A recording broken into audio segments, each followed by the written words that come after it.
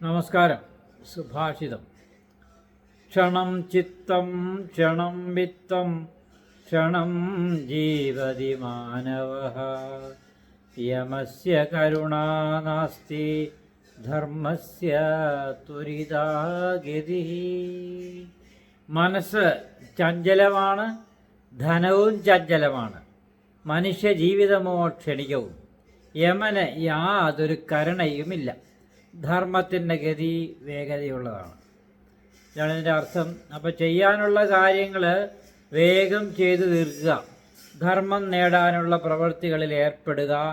മരണം ആർക്ക് വേണ്ടിയും കാത്തിരിക്കുകയില്ല. ഇവിടെ പറഞ്ഞത് മനസ്സ് ചഞ്ചലമാണ്, ധനവും ചഞ്ചലമാണ്, എന്നാലോ മനുഷ്യ ജീവിതം ക്ഷണികമാണ്. യാതൊരു കരുണയും ആർക്കില്ലെന്ന് യമന് യാതൊരു കരുണയുമില്ലെന്ന്. അപ്പം നമ്മൾ ചെയ്യാനുള്ള കർമ്മങ്ങൾ ധാർമ്മികമായ ഉത്തരവാദിത്വത്തോടുകൂടി ചെയ്തേ മതിയാകൂ, അത് ചെയ്തോളൂ എന്ന് ഈ സുഭാഷിതം നമ്മളെ ഉദ്ബോധിപ്പിക്കുകയാണ്. നമസ്തേ.